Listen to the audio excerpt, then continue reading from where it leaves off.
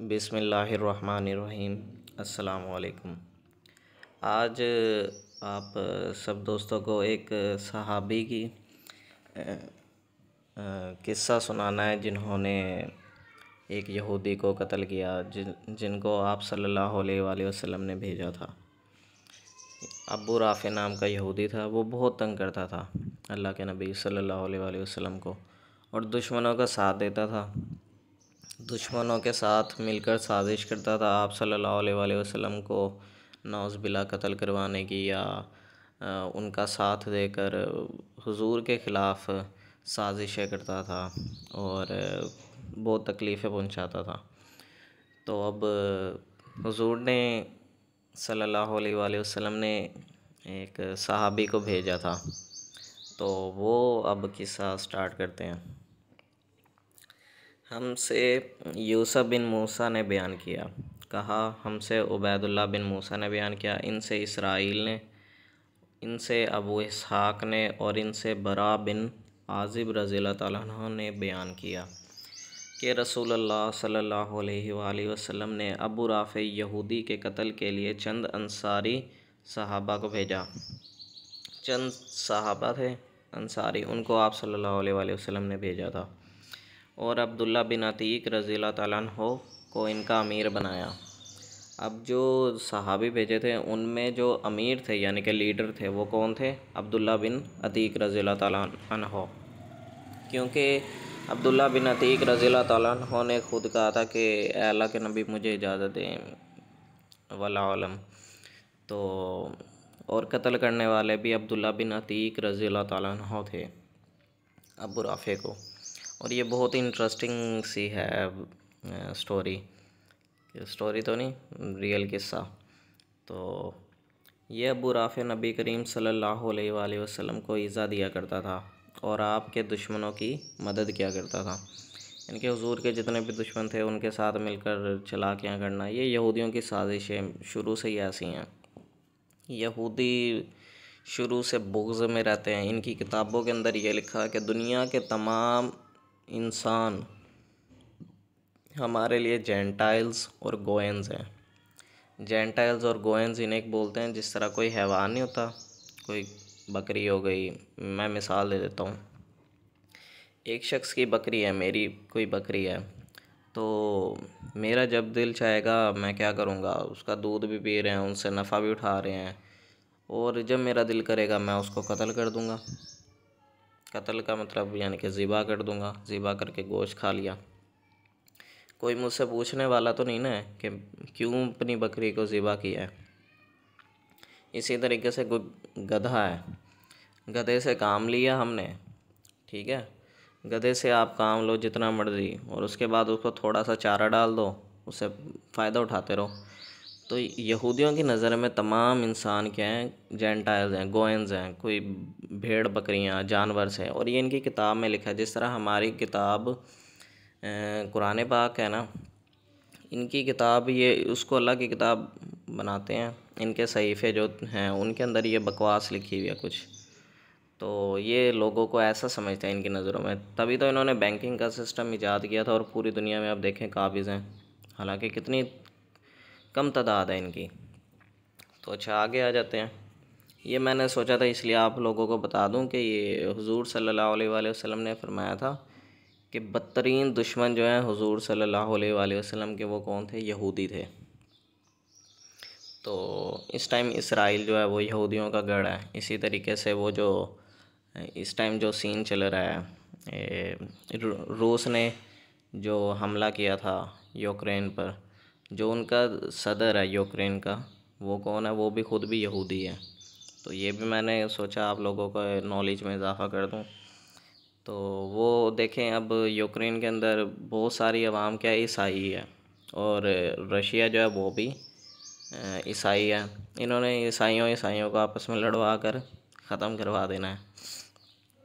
तो और वो ख़ुद यहूदी है, वो उसका कुछ भी नहीं जा रहा। उसने तो अपना बदला भी लेना, वैसे भी यहूदियों ने तो वैसे भी बदला लेना। और उसने अभी रिसेंटली एक पोस्ट भी क्या कहते हैं की थी कि अनकरीब यूक्रेन ग्रेटर इसराइल का हिस्सा होगा, यानी कि वो उसको इसराइल यानी कि यहूदियों का वो जो दज्जाल आएगा उसके लिए वो कह रहा है कि उसका हिस्सा बनाना है हमने। अब ये आप पोस्ट चेक भी कर सकते हैं, रिसेंटली उसने पोस्ट की है अपने यानी कि कैबिनेट और सब लोगों के सामने।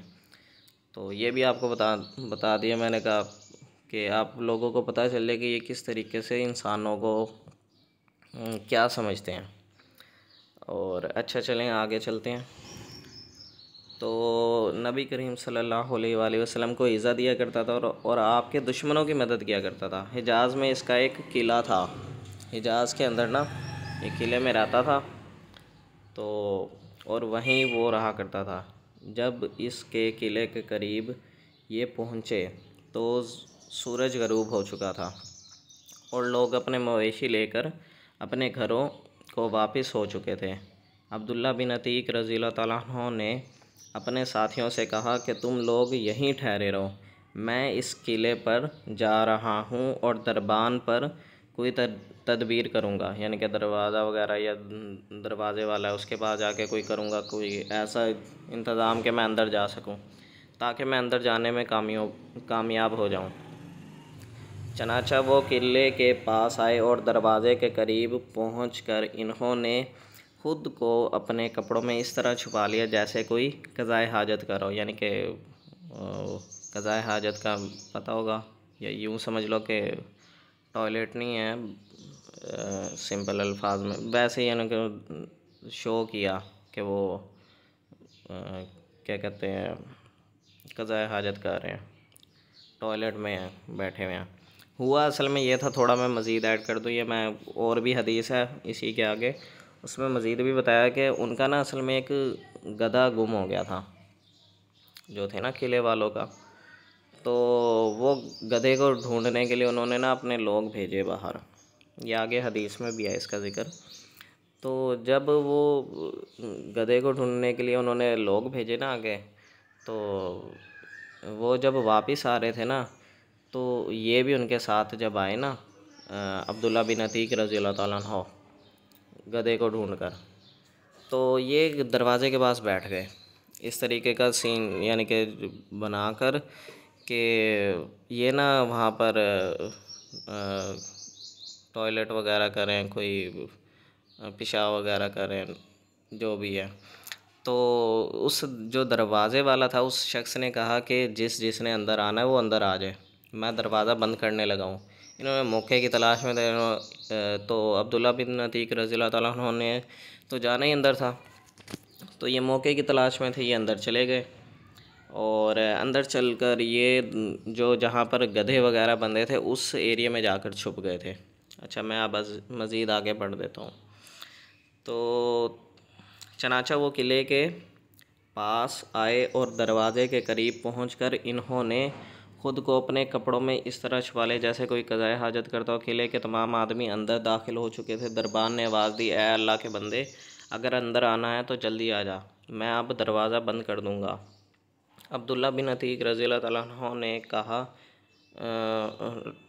चनाचा मैं भी अंदर चला गया और छुपकर इसकी कार्रवाई देखने लगा।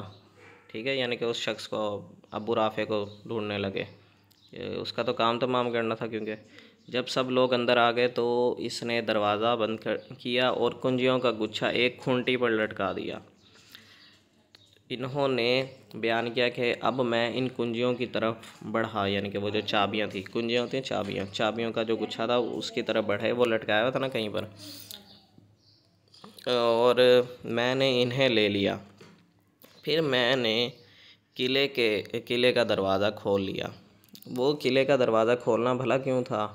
देखें, सहाबा कराम की आप ये देखें ज़हानत का अंदाज़ा।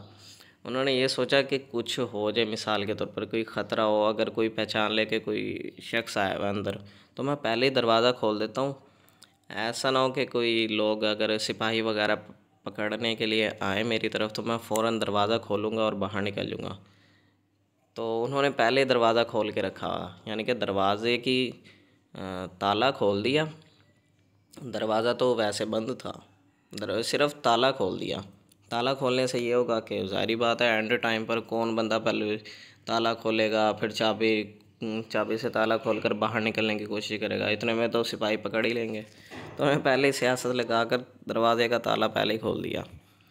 तो अब आगे क्या होता है, अबू राफ़े के पास रात के वक्त दास्तानें बयान की जा रही थीं और वो अपने ख़ास बाला खाने में था, यानी कि उसका एक ख़ास कमरा था ऊपर वाला, कोई कहीं वो वहाँ पर किले के ऊपर ना कोई ऊपर की तरफ रूम था, वो वहाँ पर था।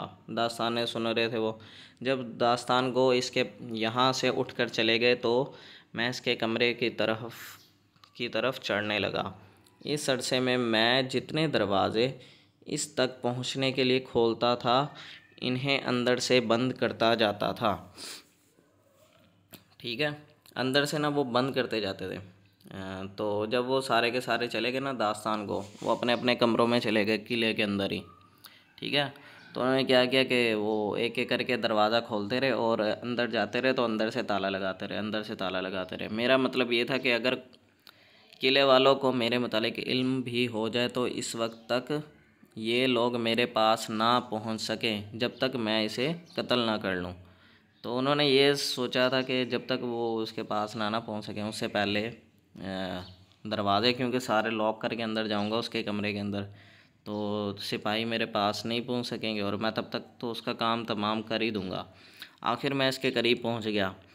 अब देखें उनकी सियासत आगे से, यानी कि उनकी जो प्लानिंग है, प्लानिंग देखें ज़रा आप।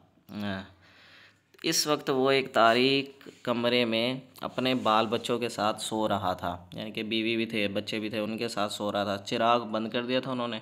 मज़ीद में आगे इसको ना थोड़ा 2-3 हदीसें उनसे मिलाकर मैं बता रहा हूँ आप लोगों को, ताकि आप लोगों को समझने में क्या हो जाए, आसानी हो जाए। तो कहाँ गई लाइन? इस अरसे में मैं जितने नहीं, इस वक्त वो एक तारीक कमरे में अपने बाल बच्चों के साथ सो रहा था। मुझे कुछ अंदाज़ा नहीं हो सका कि वो कहाँ है। अब जारी बात है, अंधेरा ही अंधेरा था, पता ही नहीं था कि वो कहाँ पर है। इसलिए मैंने आवाज़ दी, या बराफ़े। वो बोला कौन है? तो अब देखें सहाबा कराम की जहानत। तो उन्होंने पहले बोला या बराफ़े, वो बोला कौन है। अब मैं आवाज़ की तरफ बढ़कर तलवार की एक ज़रब लगाई। इस वक्त मेरा दिल धक धक कर रहा था। यही वजह हुई कि मैं इसका काम तमाम नहीं कर सका, यानी कि डर की वजह से ना थोड़ा सा काम तमाम नहीं कर सके पहले वार में तलवार से। वो चीखा तो मेरे कमरे से बाहर, तो मैं कमरे से बाहर निकल आया, यानी कि वो चीखा तो अब और थोड़ी देर तक बाहर ही ठहरा रहा, यानी कि ना एक बार करके ना वो कत्ल तो नहीं हुआ था, वो बाहर चले गए। वो चीखने लग गया, फिर दोबारा अंदर गया और मैंने आवाज़ बदल कर पूछा, यानी कि आवाज़ जो है ना अब चेंज कर ली। तो आवाज़ चेंज करके बदल कर पूछा, अबू राफ़े ये आवाज़ कैसी थी? वो बोला तेरी माँ गारत हो, यानी कि वो उसको वो समझे थे कोई सिपाही होगा। मैं सिपाही को बोलूँगा कि तेरी माँ गारत हो, मुझ पर अभी अभी मुझ पर किसी ने तलवार से हमला किया। तो उन्हें पता चल गया ये मनहूस जो है ये अभी कत्ल नहीं हुआ, ये बच गया है। इन्होंने बयान किया कि फिर आवाज़ की तरफ बढ़कर मैंने तलवार की एक ज़रब और लगाई। इन्होंने बयान किया कि अगरचा मैं इसे ज़ख्मी तो बहुत कर चुका था, लेकिन वो अभी मरा नहीं था, वो अभी भी नहीं मरा था। और हुआ ये कि दूसरी दफ़ा भी जब ज़रब लगाई ना, वो फिर बच गया और वो भी चिल्लाने लग गया और उसकी बीवी भी चिल्लाने लग गई, क्योंकि बीवी भी उठ गई थी, उसको भी पता चल गया, वो भी चिल्लाने लगी, वो भी चिल्लाने लग गया। और वो क्या हुआ, अब चिल्लाने के बाद ना वो लेट गया, बिल्कुल सीधा लेट गया। अब उन्होंने तीसरी दफ़ा फिर आवाज़ बदल कर ना फिर बोला वही कि कौन है, क्या हुआ है, यानी कि ना खैर ख्वाह होकर। पहली दफ़ा तो वैसे आवाज़ से, अपनी आवाज़ से बोल दिया, दूसरी दफ़ा जो है खैर ख्वाह होकर पूछा कि क्या हुआ है, यानी कि कोई बीवी बच्चा हो, ये उसने पूछा जैसे। तीसरी दफ़ा जो है अपनी आवाज़ पूछा था, जिस पर उसने बोला कि तेरी माँ गारत हो।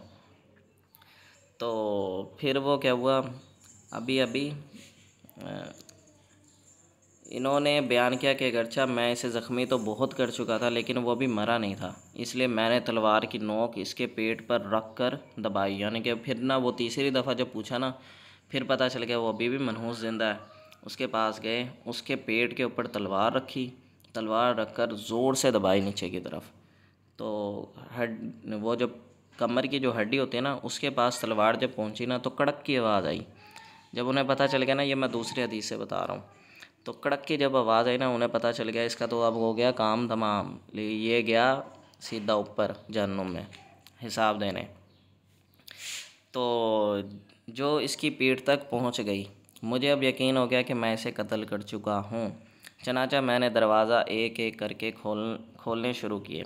आखिर मैं एक जीने पर पहुंचा। जीना होता है यानी कि सीढ़ियों का जो ऊपर वाला हिस्सा होता है, वहाँ पर पहुँचे।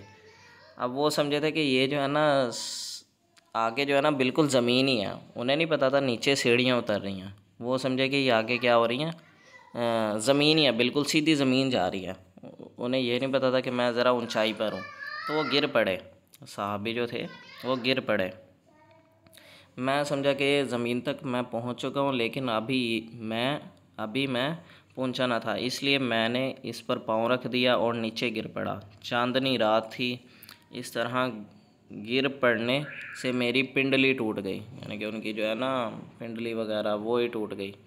मैंने इसे अपने मामा से बांध लिया। मामा जो है ना, वो होता है जो मफलर नहीं होता, जो कमर के सॉरी क्या कहते हैं, गर्दन के ऊपर सर्दियों में वो जो डाल लेते हैं, या कोई कपड़ा ले लें इमामा वगैरह, कोई पगड़ी टाइप वो कह दें। तो इमामा था, उसके ज़रिए पिंडली को ना बांध दिया ज़ोर से और आकर दरवाज़े पर बैठ गया। अच्छा, अब ये ना अपने जब आए ना काम तमाम कर चुके, तो इन्होंने अपने साथियों को कहा कि तुम लोग जाओ अल्लाह के नबी सल्लल्लाहु अलैहि वसल्लम को और उन्हें खुशखबरी दे दो कि वो तो हो गया है जहन्नुम वासिल। लेकिन इन्होंने कहा कि मैं अभी भी थोड़ा वेट करूँगा कि कहीं ऐसा ना हो कि वो शायद फिर भी बच जाए। तो इन्होंने सोचा जब तक उस खुशखबरी नहीं ना मिल जाएगी तब तक मैंने यहाँ से फिर भी नहीं हिलना है। तो मैंने ये इरादा कर लिया था कि यहाँ से इस वक्त तक नहीं जाऊँगा जब तक ये ना मालूम कर लूँ कि आया मैं इसे कत्ल कर चुका हूँ या नहीं। जब मुर्ग ने आवाज़ दी, यानी कि मुर्गा सुबह के टाइम उठा, तो इसी वक्त किले की फसील पर एक पुकारने वाले ने खड़े होकर पुकारा। किले की ना एक जगह होती थी ख़ास, जहाँ पर ना कत्ल होने वालों के बारे में पुकारा जाता था। तो उधर खड़े होकर एक शख्स ने पुकारा कि मैं अहले हिजाज़ के ताजिर अबू राफ़े की मौत का ऐलान करता हूँ। मैं अपने साथियों के पास आया और इनसे कहा कि चलने की जल्दी करो, अल्लाह ताला ने अबू राफ़े को कत्ल करा दिया है। चनाचा मैं नबी करीम सल्लल्लाहु अलैहि वसल्लम की खिदमत में हाज़िर हुआ और आपको इसकी इत्तला दी। नबी करीम सल्लल्लाहु अलैहि वसल्लम ने फरमाया कि अपने पाँव फैलाओ, यानी कि उनकी पिंडली टूट गई थी पाँव की।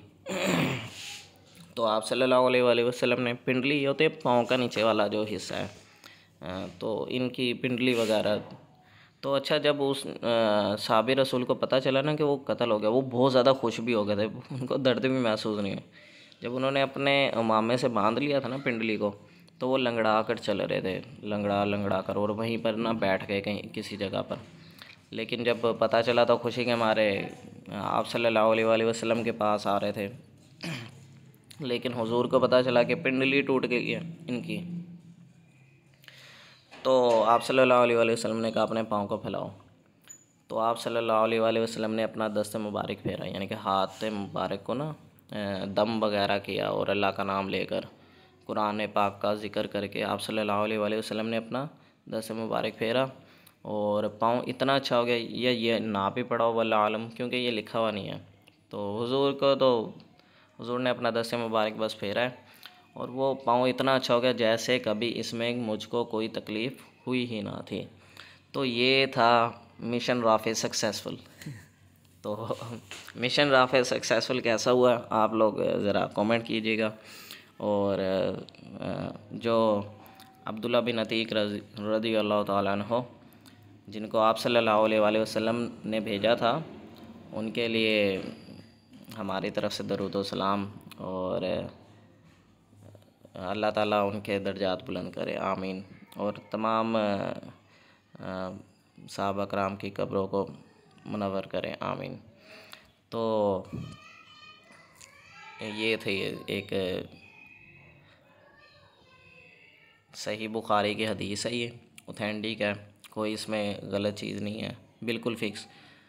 तो मैं सोचा थोड़ा सा इंग्लिश में भी कुछ लोग अगर पढ़ना चाहें तो उनके लिए थोड़ा शो कर दें, ताकि उन लोगों को समझ आ जाए। अगर किसी ने समझनी हो तो वो उसकी स्पीड को हल्का कर ले वीडियो की, और ये इंग्लिश में भी पढ़ सकता है। और अरबी वालों के लिए भी थोड़ा अगर देखना चाहते हैं तो ये अरबी में भी थोड़ा जल्दी से हाईलाइट कर देते हैं। तो ये अरबी में भी आ रहा है आपके सामने हदीस, आप इधर से भी पढ़ सकते हैं इसको। तो उम्मीद है आप लोगों को ये वीडियो अच्छी लगी होगी, मिशन राफे सक्सेसफुल वाले। तो इसको लाइक कीजिएगा, शेयर कीजिएगा, और इसमें बहुत सी हमें चीज़ें सीखने को भी मिलती हैं कि सहाबा कराम रज़ियल्लाहु ताला अन्हुम कैसे मिशन पर जाते थे, किस तरीके से प्लानिंग करते थे। तो ये प्लानिंग जो है, ये इससे मुझे प्लानिंग भी पता चली है कि कैसे कैसे आवाज़ें बदल कर भी बंदा, और किस तरीके से में भी मतलब नॉलेज में इजाफ़ा होता है कि कैसी उस टाइम भी उनकी प्लानिंग तो थी ना आखिर ये भी। और कैसे वो पहुँचे, गधे का बहाना किया, कैसे किले के अंदर दाखिल हुए, कैसे, वाकई अजीम। तो ओके, अल्लाह हाफिज़।